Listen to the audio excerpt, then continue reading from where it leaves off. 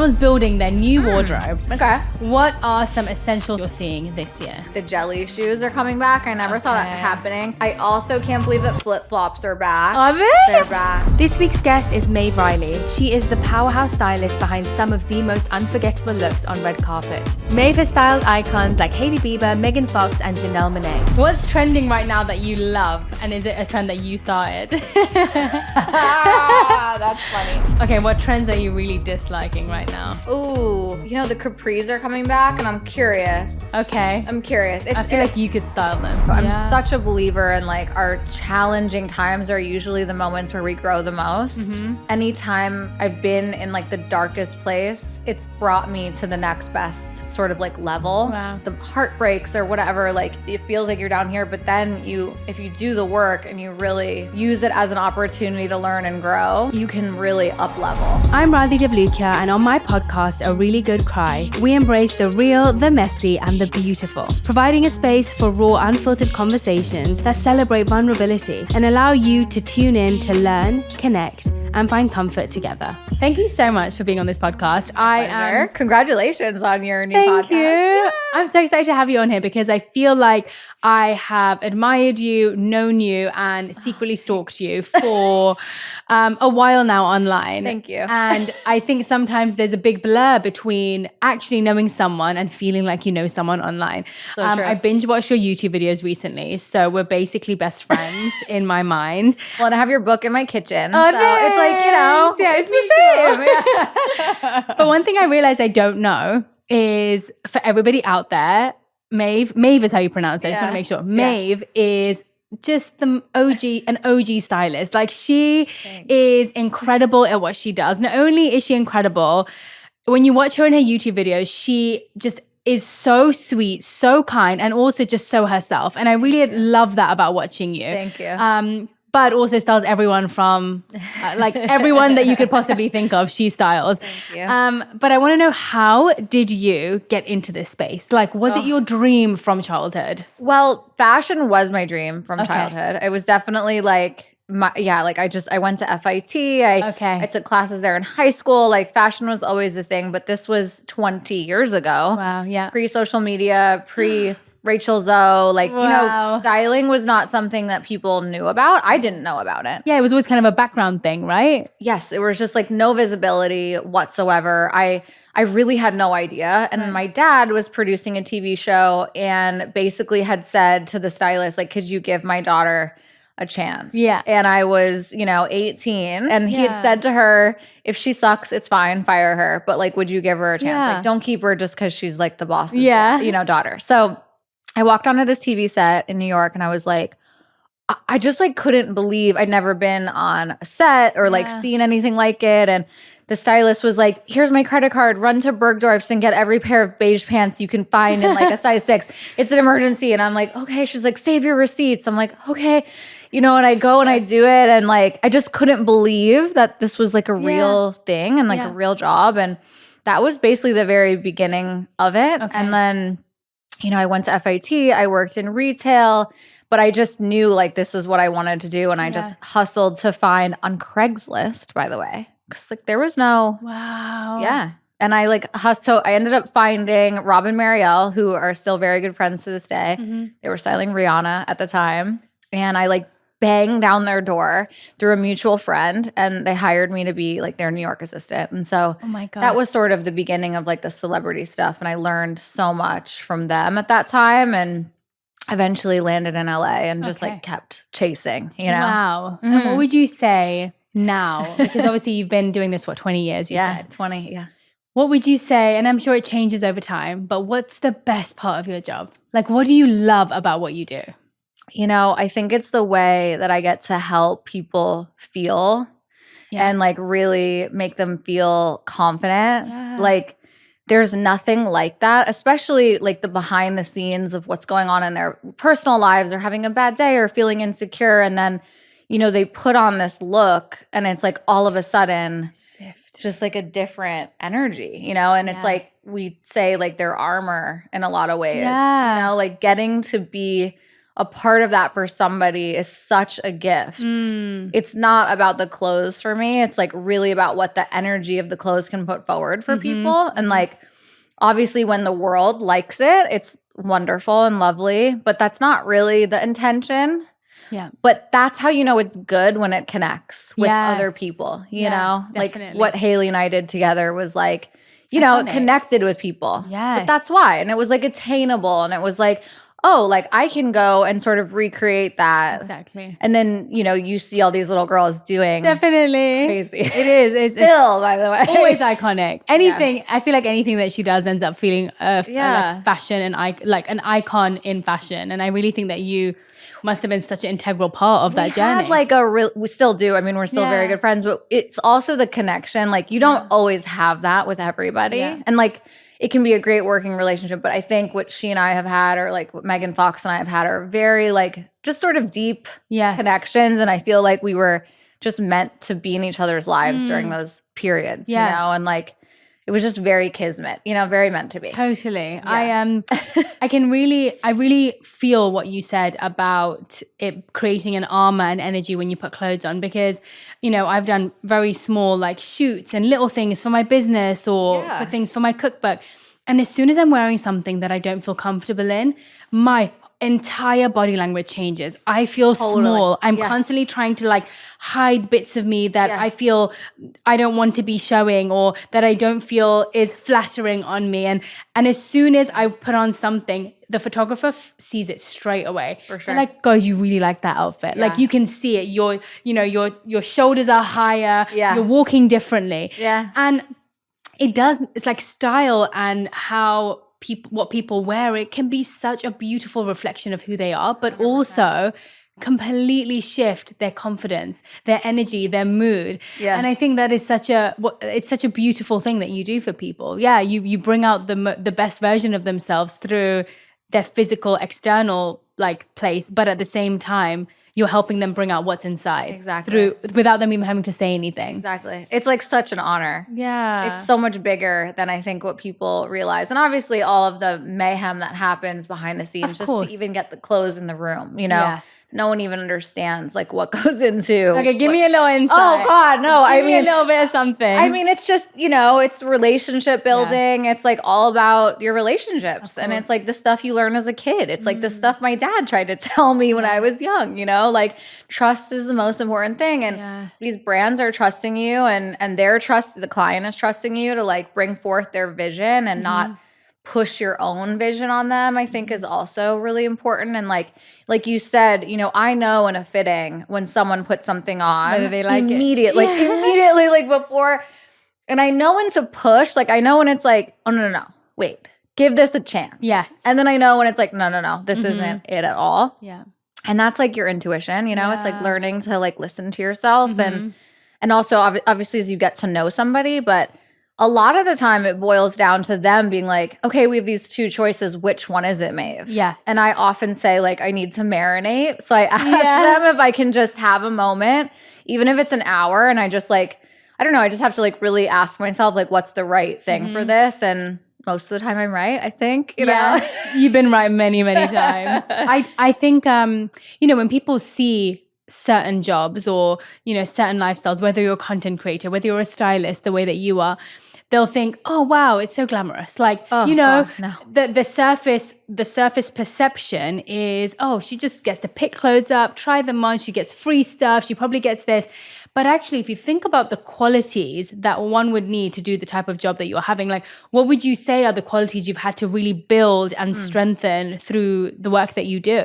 Well, to your point, yes, it is not like it's the least probably glamorous job. And I always say it's usually the assistants who don't last, because it's as that being an example of like, you have to love this so much to go through it and to like stick with it and not give up along the way, because it is so excruciatingly hard and painful and like takes you away from your life and your family and just everything. And like you have to love it or you won't make it. Yeah. I mean, even in there's been many times where I'm like, I'm done.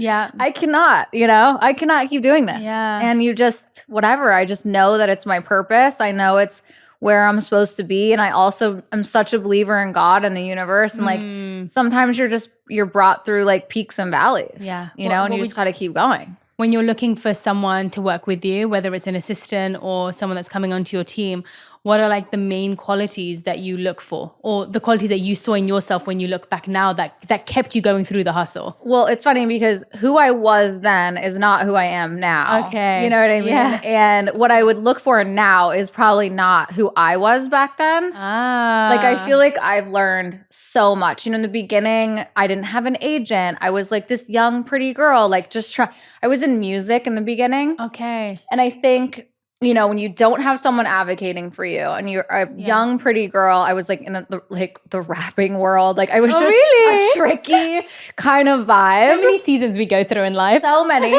And, you know, you get taken advantage of, or people try to pay you under what you're, you know, worth, or you're on set for 30 hours and they don't pay overtime. And like, there's no one like sticking up for you. So at some point I like had to, I don't know, like toughen up a bit. I was always a tough kid, and like not to get too into like my childhood, but I was like a bullied kid. And so I came into my adult life with already this sort of like armor and this like toughness about me. And then you're in this industry where you have to like, you know, advocate for yourself and not get walked all over and not be taken advantage of. And that comes with like a roughness that's actually not who I am at all. Yes. But I kind of had to be that, I thought, for a long time.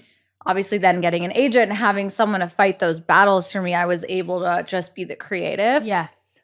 But to answer your question, like the assistant I was then was very like hungry and tough and like no nonsense. Whereas today I'm looking for someone who's like sweet and like I want to be around, and who is a reflection of me when I'm not there, you know? And my assistant Rachel has been with me now for like 6 years. She seems so sweet. She's the best. Yeah. And, you know, she's like a little me, you know, and she sees like, you know, you have to be responsible for the energy you bring into a room. Yeah. You know, like who wants to pay a stylist to come in like huffing and puffing with their shit, excuse me, like their energy of the day? It's like, you know, I have to like leave that aside and come in and be like a bright light and like lift the energy up for them, because they're dealing with whatever they're dealing with.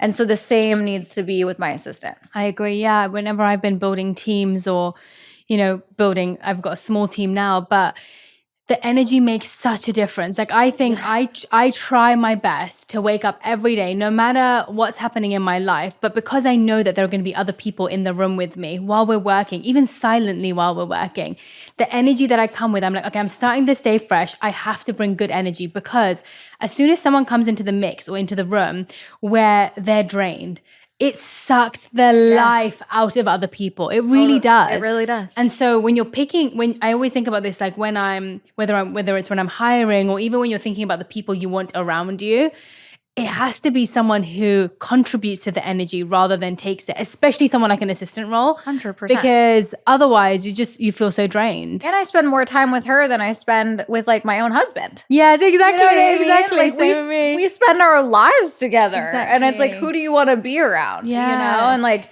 I think being kind and being nice and being sweet, not only to your clients, to the world, is just the most important thing. And yeah, so because like, then skills can be taught. Totally. I mean, taste can't be, but that's true. Oh my God, that's so true. In your job, taste can't be. I have to say, like, you're either born with it or you're you not. think so? I think you can learn, obviously, the like how to send an email, how to do the job. But I think to have taste is typically something you either have or you don't. That then obviously can be, you know, built and cultivated and all of that. But I think who they are is just, I don't know, it's important. Yeah. All definitely. my assistants have flourished, and I am like such an advocate for them. Like I want, you know, my first assistant from a million years ago has been Kim Kardashian's stylist for years. My next one is Becky G stylist. She's my best friend. My next one is Kylie Jenner stylist. Wow. You know, like I want them to win. That's and nice. like I get to be a part of their journey Yeah, too. of course. And like I want them to say good things about me for the, you know, rest of their time. Absolutely. In the industry. So I just want them all to win. Yeah, that's so nice. I see that in your YouTube videos. You seem very close thanks. to your team. Yeah. What would you say has been, you know, some of the hardest parts of your work that you do? Oh God, it's tough. Yeah. I think my industry, ours, and it's tough. You have to have extremely thick skin, and I'm an empathic, sensitive little being. And it's hard sometimes to separate, not take things personally, not bring in your own like childhood trauma to situation. You know, like I mentioned, I was a bullied kid, and like I feel like part of our industry is very like mean girly. Yeah. And sometimes that can really just trigger that like, oh, I'm not getting picked again. Of course. You know, like, oh, I really wanted that client and I didn't get it.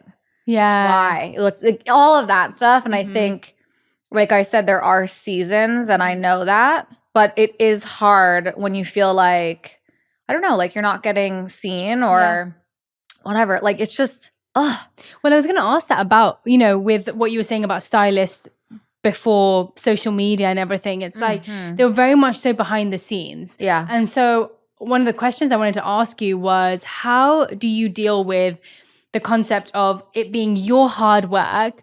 But I'm sure there have been times where, you know, have you always got the credit that you wanted for it? And how is someone who, this is your creative output, if you don't receive the recognition for it, is that something that you've just come to terms with as part of your job? Or is it something you feel is necessary and a vital part of a role, the role that you play? I think that's interesting, because as social media has obviously progressed and everything It's changed the game. Yeah, like it? Everyone knows everything at all times. So I do feel like we get the credit. I just think it's finding the clients who are comfortable with giving you the credit. Yes. And I personally have never come from a place of like, I did that. I'm very like, we did that together. It was a collaborative, you know, oftentimes you'll style a look for a client and they'll take it home and maybe they remix it a little bit. And that's dope. I love that. Of course. You know, like you want to put your own spin on things. So I don't know if it's that as much as it's like, I think the social media thing is hard because you're seeing what everyone else is doing all the time. And that's the scary wheel, I think, to get on, especially when you feel like you're not getting what you want or like deserve, and you're kind of watching other people. So that's the tricky, you know? Yeah, that's not great for my mental health. No. And how did you deal with, you obviously, I know you've spoken about this before, about being bullied at a young age. Yeah. And that led you into some dark times that you went through. Yes. How did you, one, what were the things that you ended up going through? And two,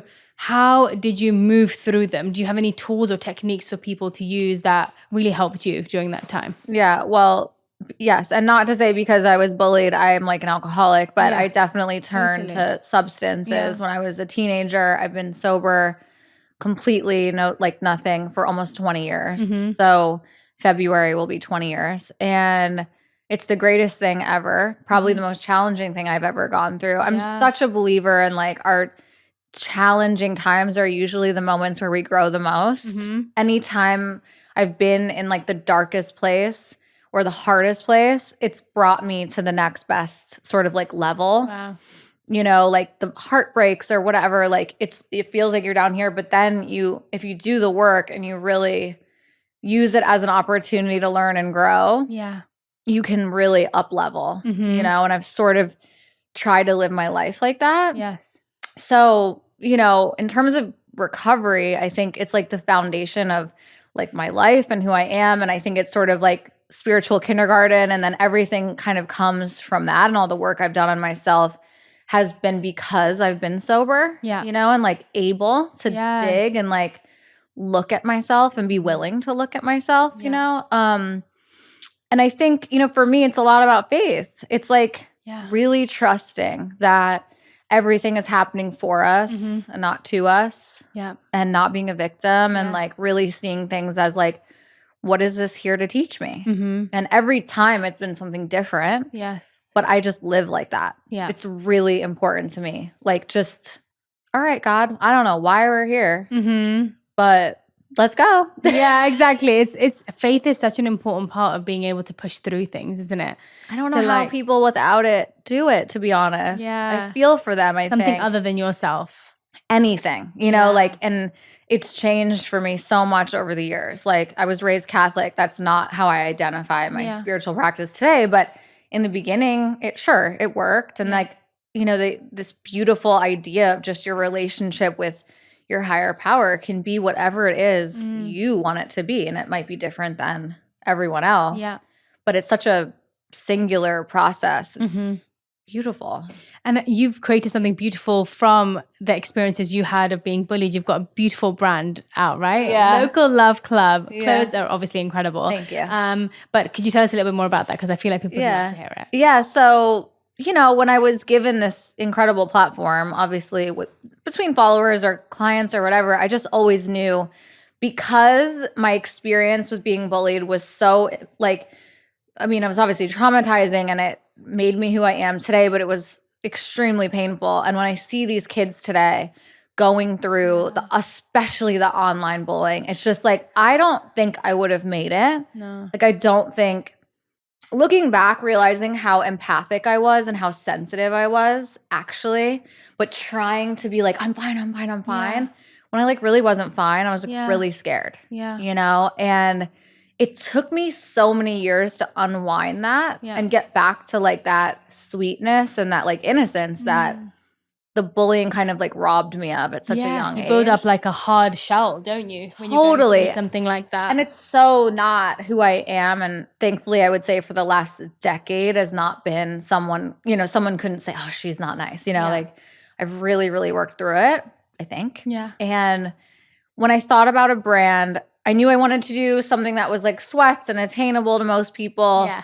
But I wanted there to be some level of messaging about this and not just seeing what I've gone through, but also seeing what people go through online these days, just the unbelievably painful things that people say to one another. I know.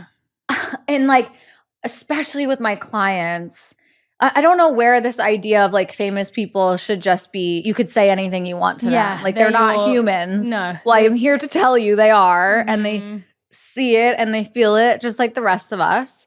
And it is just mind-blowing to me. Yeah. So I wanted something that, would sort of combat the negativity without using the words I wanted to use the words love and light and not about the dark or the bullying, So yeah, that's the brand. Yeah. And it's just, we donate part of our proceeds to anti-bullying campaigns and some of the sweatshirts say thank you for being kind or, just little things the tag says, I hope you know how loved you are on the inside. I have to get you some. Oh my God. I can't believe I didn't bring you any. Oh my God. I'm a terrible guest. I'll buy it. No, not at all. I think messaging makes such a difference. And I think about that even when you're taking in social media, even when you're talking to people, every single word that you use carries energy. It carries power. Yeah. And so, the stuff that happens online, I mean, we could talk about that all day. But I think, it's a place, it just shows that there are so many people who are hurt and they displace or misplace their words towards people that don't deserve it, but they just need a channel and a vessel to be able to pour out whatever it is within them because they haven't managed to figure out how to process and release those emotions. I try to remember that when I see it, and I'm like, wow, this person is really clearly suffering. And I try to remember that they're suffering. Because imagine saying something nasty to someone you don't know. Exactly. Imagine what it takes to do that. Yeah, that's so, I cannot fathom personally, but I see it so much. I mean, you guys must see it all the time. And I think a lot of the time when you're trying to raise consciousness or put love and good energy into the world, it's met with double the negativity. Yeah, I've noticed that actually. Yes. It's really interesting. And it's really hard. It is. And sometimes, unfortunately, when you end up trying to share, it's that concept of when you are one thing, people can sometimes expect you to be everything. And so if I, for example, am sharing spirituality, people perceive spirituality in the way they want to perceive it. So if I then do something that in their mind feels out of context or out of relation to their perception of spirituality, it's like, oh, so you're not really that person that you say you're you fake. Are. But actually, I was just trying. Yeah. And so you can share, you share certain parts of yourself, but sometimes that can end up being a trap for yourself where you've set a visual of who you are and they've absorbed that. And then when you show a different version or side of yourself, because everybody can be all things at once, as we all are, it confuses people. Yes. And so everyone likes things put into boxes, but actually everything bleeds into each other. You can be spiritual one day and I could be road raging, shouting at you the next. Yeah. Someone's probably seen me do that, to be honest. You caught me on a bad day. Yeah. I had a bit of anger that day and it just happens. But it doesn't stop you from being trying to be a better person. Totally. But yes, I definitely have noticed that. Yeah, and trying to like raise the consciousness of in some degree. And it's, you know, sometimes we're the mirror that people like really don't want. Yeah. I have to remember that. And like going through those experiences, being misperceived or misunderstood is really hard for me. Have you struggled with that? I really struggle with that. How do you manage it? Well, my clients have helped a lot because obviously they spend their entire lives being misunderstood. and you know, and you're like, but what you're saying is like the opposite of who that person is. I think what I've learned from them is like, as long as I know who I am and like my inner circle, my husband, my friends, my family know who I am and love me and respect me, like that's really all that matters. Obviously, some days are easier than others. When there's thousands of comments coming in because they've decided on a Reddit forum, today's the day they're going to bully you. Do not read Reddit. Oh, I won't. So don't go there. Someone told me, I don't even want to like put this in the, but I mean, a friend of mine was like, don't read your Reddit. Yeah, don't. You won't be well. You know, and like, I don't even know what people sometimes say about me because it's better that way. I can't handle it. I think there is a lot of misconceptions about me. And I guess I've had to learn like, it's okay. Yeah. You know, and like, it's not my job to run around and try to like manage everyone's, like misperception. There's a really good book that you might like. It's called The Courage to be Disliked. Oh, please. It's a brilliant book. Okay, I think I have it. I'll give it to you afterwards. It really helped me because I have people-pleasing mentality and I constantly want people to like me. I think about people who are from like 10, 15 years ago that I might have like dated. I'm like, I wonder if they still hate me. I know. No, or like this girl that I wanted to argue with. I'm like, I wonder if they still think I'm that person. And you can get really trapped in that. But as I've tried to work my way through it, I've noticed that the moments where I feel most connected to myself, and what I mean by that is when I understand who I actually am and what I actually want in my life, then the ins and outs of what other people are saying affects me less. It's almost like a tree that's really solid in its roots underneath the ground. The wind will come, the rain will come, like you don't really get affected by it. But as soon as those roots start to shrivel and you don't nourish them and you don't water them and you don't keep reminding yourself of who you are, of course, if someone says, well, you're a this, you're going to be like, wait, maybe I am that because I don't know who I am. So then I start absorbing what everybody else is saying I am because I have absolutely no clue of what it is that I actually am. Exactly. I always say it's like staying on the middle of the surfboard. Yes. You know, like just not letting life throw you off throw you around. Yeah. And like to your point. Core like, stability. Yeah. Like maintaining the spirit, whatever your spiritual practice is, you know, to be able to stay firmly rooted or on the middle of the surfboard. That takes a lot of ab work. It takes a lot of work, period. Exactly. You know, like I have my days where some days it's easier than others. Yeah, definitely. You know? Oh my gosh, when I'm on my period, you can say anything to me about and I will believe it. Yeah, it's so true. You mentioned heartbreak. You've obviously experienced the dating scene in LA, but by the time this comes out, you'll be married. Yeah, I'm glad you haven't experienced the dating scene in LA. But you are married. I'm married. Well, to be married, but next you will week be married. I'll be married. I know. Yeah. How was that process of finding the person you wanted to marry? Talk about letting go and letting God, you know. I was 35 when I met Zach. I'm turning 37 right after our wedding. Okay. And, you know, I was very focused on work for a very long time. So I would say until I was 30, I was very much like, it'll come, whatever. Yes. I'm like on my like girl boss thing. Like I don't need that right now. And I definitely put forward that energy for a long time of like, I don't need you, which of course probably gave me guys who couldn't give me what I wanted because I wasn't being clear about my, you know, desires or like what I really wanted. And then as that started to shift, I started to definitely call in different energy and like learned, you know, to heartbreak. I went through a breakup probably, 5 or 6 years ago. And it was like the person that like I thought was the person. Yeah. And it's only because he was the greatest reflection of who I wanted to be. Like he was such a light and he was such a beautiful spiritual being. Yeah. I also think, I don't know if people believe in past lives, but I do. Oh, I do. And I like definitely knew him. When I met him, it was like, fill me in. Yeah, exactly. What have I missed? Literally, it was like, And in retrospect, that's probably why the connection felt so deep. It might not have been like in love, but it was like you need to finish that attack karma, whatever. Together. Like we definitely like just had to have that experience. And when it ended, it was so excruciating, but I was like so driven by that love to like dig deeper on myself. And I started to do a lot more inner work, and I found my now therapist back then. I guess maybe it was like 7 years ago. And he really just took me on a journey. Really? Yeah, to like myself and learning myself and understanding even just the bullying thing, like not even realizing how that was playing a role in my adult life of how I was keeping people away. Yeah. You know, and how I was so guarded. And that relationship ending like just shattered like all the walls. Wow. For all of it. And so I'm so grateful to him. I know he knows that. That's so nice. Yeah. And like he's, you know, married and has a child and that's beautiful. And you know, and I'm so grateful I ended up where I ended up. It's like so perfect.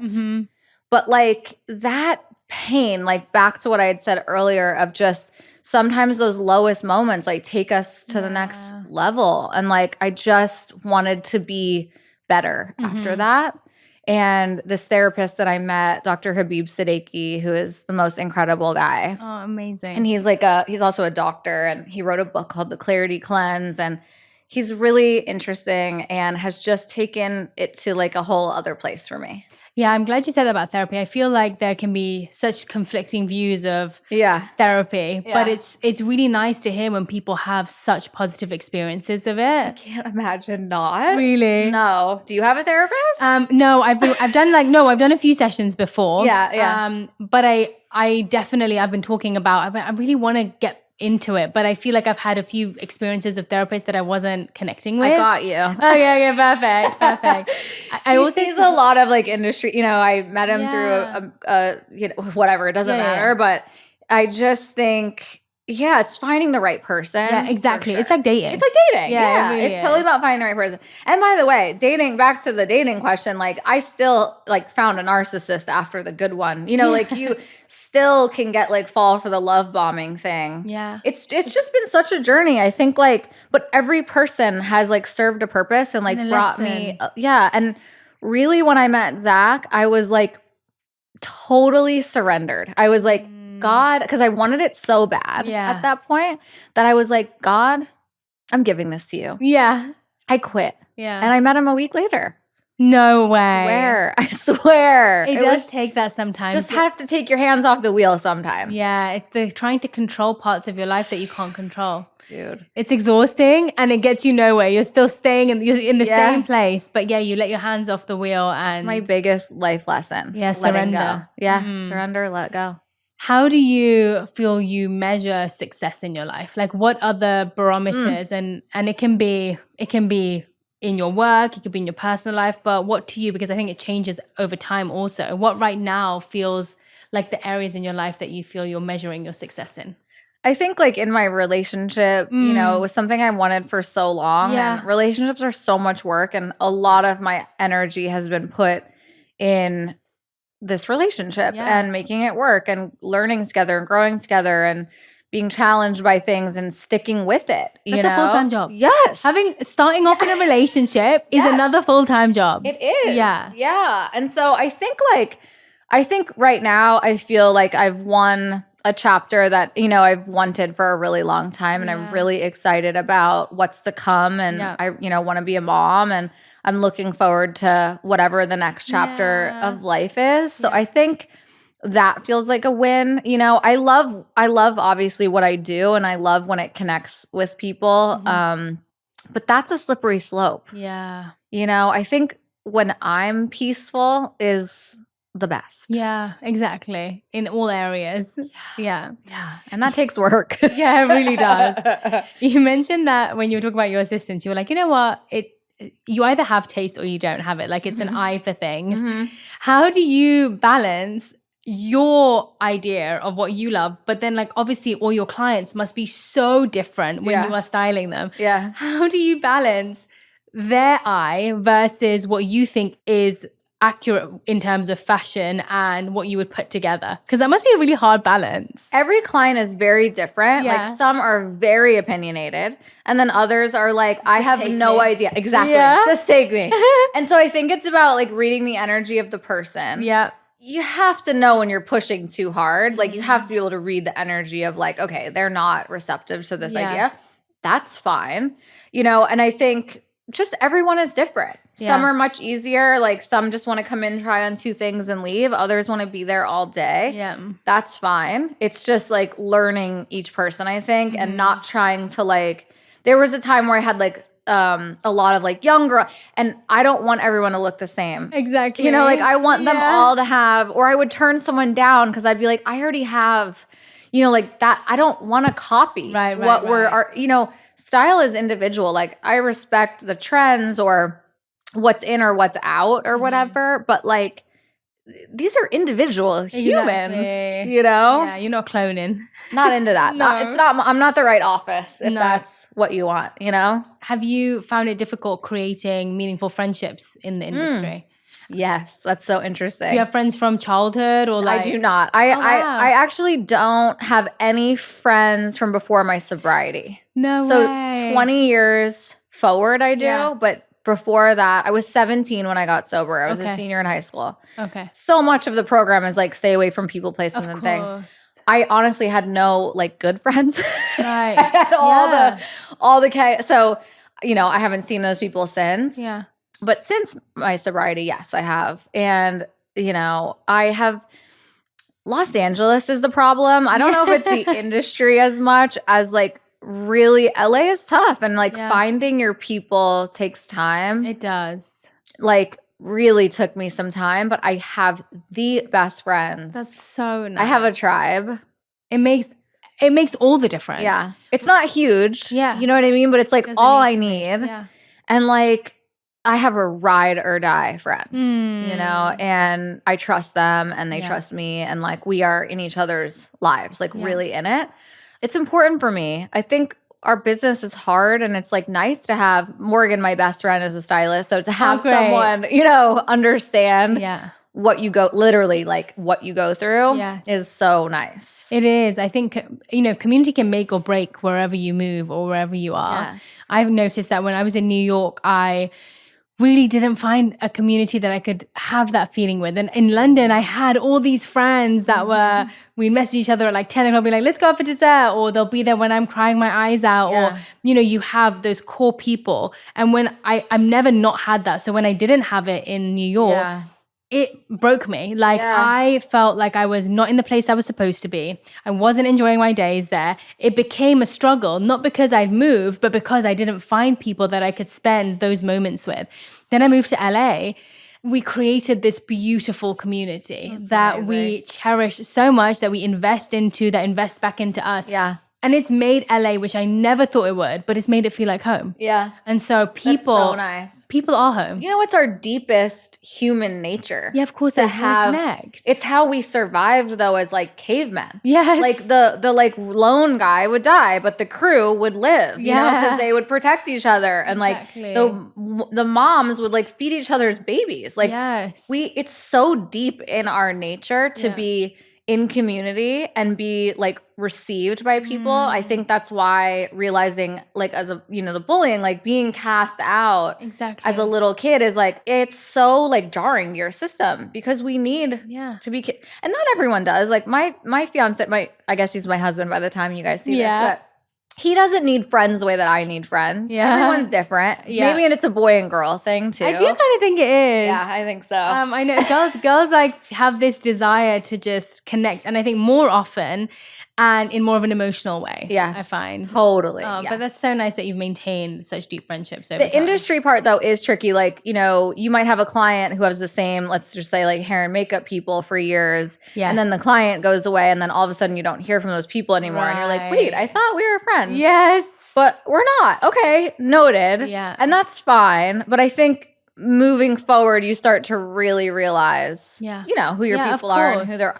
And different circles for different things. Yeah. And you want to connect, but it's like those aren't going to be the people that you call when like times get tough. Yeah, exactly. You know? But it's very confusing because you do spend, huge chunks of time sometimes with these people. Yes. And you go through life is happening with them. Exactly. It's a very false sense of like, oh, we're in this together. Community. But Yeah, exactly. We're not. It's like, temporary community. We're paid to all be here, and you're just here for right now. Yeah, it's a seasonal community. Yeah, and that's fine. Totally. But it's they like, serve its purpose. It serves its purpose, but it's not real. Those are not my, my people. What emotion do you find difficult to digest or handle? Do you have any emotions that you find difficult to? That's such a good question. I think like extreme anger is hard for me to be around. Well, how do you express anger? Well, how does it come out of you? Well, it doesn't as much anymore because it was my go-to emotion for so long. Mm-hmm. I now almost like have a hard time accessing it because I've like done so much work on my like I'm almost like so ripped open now that I like it's hard. Like I went through a really tough thing last year and my therapist kept being like, come on, get angry with me. And I would be like, I can't, I'm just sad. I'm just sad. Well, they do say that anger is a secondary emotion. Exactly. So it's not the real thing. It's not, it's a buildup. So the fact that you keep releasing and letting things go, anger comes when you harness and hold on to things too much. And so whether it's sadness, whether it's disappointment, it's actually the buildup of those things that create the response being anger. It's never anger as the primary emotion. Exactly. And I think because I've done a lot of work on that, it's like not my go-to anymore. And so when someone comes at me with anger, I'm like, oh my God, you are not dealing with the real thing. You know, like you need to like really do some digging. Yeah, like, exactly. It's not about this, you know? I think I also really suffer with people who like can't take accountability or like victims of life because I just feel like I don't know. Yeah.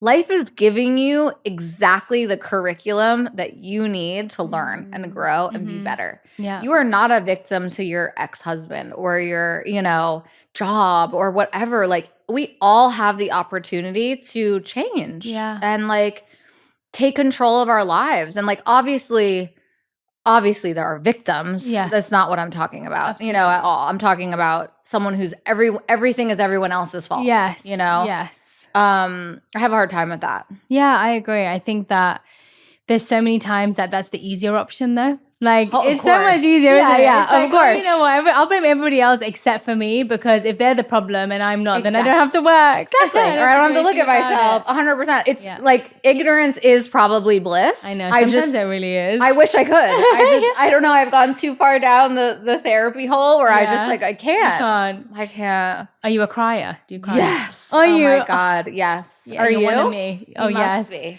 I cry through every release of emotion for me, whether it's happiness, sadness, anger, frustration, it comes out in tears. And I really appreciate that because it comes quick and then it flows and it goes. But I definitely, I really appreciate the process of releasing my emotions through that. It's so healthy. Yeah, it really is. It's like so great. Megan Fox always jokes that she like cries in the shower every night. But it's the same thing, good, bad. Exactly. It's just her way to like release and sometimes it's just you gotta like get it out of your body. Yeah, you do. I sometimes I have a harder time accessing it, and then other times it'll just come. Yeah, for sure. I got some quick fire questions for you. Great. Okay. Favorite affordable places to shop? Oh, good question. Well, Aritzia, love. Yeah. They should pay me, by the way. They really should. I like always plug them. Do you? Yeah, I just think they're great. Okay, great. I think Aritzia is great. I think Zara can be great. Mm-hmm. What else do I love? I mean, anything on Revolve. I don't know if that's like affordable, but I really think it is. I find, Revolve's got some good stuff. There's some really good stuff on Revolve. Yeah. And I do a lot of work with them, and I just think that they have like great brands, great quality. Mm-hmm. I'm a big Revolve girly. Right. Yeah. Love those. What's trending right now that you love? And is it a trend that you started? That's funny. I mean, I think the off-duty like cool girl thing is it's kind of I started it a little bit. Okay, give me what that outfit looks like. What's cool girl off-duty? It's probably baggy jeans, some cool sneakers, little jewelry. Yeah. not what I'm wearing. T-shirt. Yeah, exactly. Pretty much what you're wearing. Probably not this shirt. I was trying to, be a little more sophisticated. It's funny. I'm in a funny age, or era of life where I'm in this in between, I'm a stepmother. I'm a, Palisades girl. I'm 37. What does that look like? I'm literally who am I right now? I'm going through a weird moment for sure. Because I'm trying to grapple with my age but I still feel like a cool, young, hot girl. You definitely are. You're still that. Thanks. Okay, what trends are you really disliking right now? Ooh, the capris are coming back and I'm curious. Okay. I'm curious. I feel like you could style them. I think it's body type. I'm such a dress for your body type kind of person. And I think obviously if you're tall and skinny, you're going to look great in a capri because it's cutting your leg in a funny place. Oh. So if you have short legs, that's going to just cut you off. Yes. So if you care about that, that's something to think about, I guess. I don't love the young girls dressing old. Interesting. Yeah, I don't love it. I appreciate classic, obviously, and sophisticated, but I think as a 37-year-old, I'm you have your whole adult life to dress like that. You are 23. Live your life, girl. Show the belly. Yeah, I'm be right. hot, whatever it is. Some of these young girls are just aging up a little bit, and it's not my favorite. A best tip for a tall girl that's trying to pick appropriate clothing for her. Tall girls are the easiest because everything looks good on them. Okay. Tall and thin is it's a joke. Fair. Everything looks good on them. Yeah, that's true. Know what I mean? Short, long. Okay, what about if someone is shorter and struggles with cuts? What's the best cut for somebody who's... Well, if you're shorter and you want to lengthen your legs, you want a high-waisted probably, depending on your waist. You want high-waisted with sort of a straight leg. That's going to help with the length. It's all about where you bring the eye to. So if you have, a high-waisted with a belt, and then you do kind of what I'm doing right now, you're bringing the eye up. Oh, that's pretty cool. I feel like there's such a science to it. A little bit. Yeah. It helps me when I'm no, it's just my eye. I just need to be in the room with somebody, and then I'm got it. We all need one of you in our room. Me too.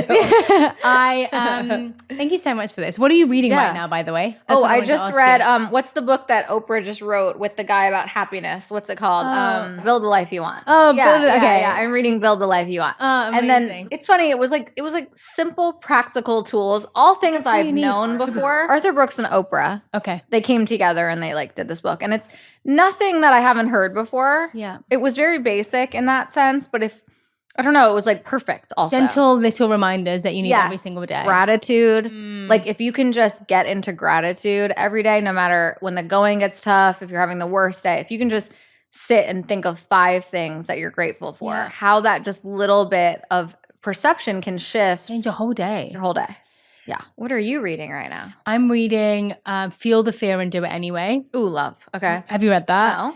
Oh my gosh, it is a brilliant book. I highly recommend it. It really helps you to figure out why you have the perceptions you have of yourself, but also that's so why good. You care so much about what other people think. Have you done the Hoffman process yet? No, have you? Yes. Is it amazing? Yes. Okay, I really want to do it. Life-changing. Life-changing. I've had 3 friends that are going to do it. Life-changing. Okay. I just wow, what we get from our parents and how those patterns follow us. In our genetics as well. It changed. It literally, I would not be in my relationship if it wasn't for Hoffman. Yeah. It really helped me see what was holding me back from healthy love. Okay, I'm going to do that. Yeah. What are you most excited about? Well, I kind of know that right now, but what are you most excited about right now? Or the future? Wedding. I know. I'm excited. I'm just excited about a whole wife. A whole wife. Yeah. Yeah. I worked so hard to get to my man, and I just feel so grateful. And we've worked really hard at our relationship, so I feel I'm excited for a marriage and partnership and God willing, a child. Yeah. All around. Yeah. Oh, well, thank you for being here. Thank you. Thank you for this conversation. Thank you. You're magical. And I cannot wait to see how your life changes and expands beyond your imagination. Oh, thanks. Of course. Back at you. Thanks. Yeah. Thanks for having me. Thanks for putting good vibes in the world. You and your husband. It's we need more of it. Just more and more and more. Yeah, well, Never trying. stop. Just on the way. Trying our best. Yeah.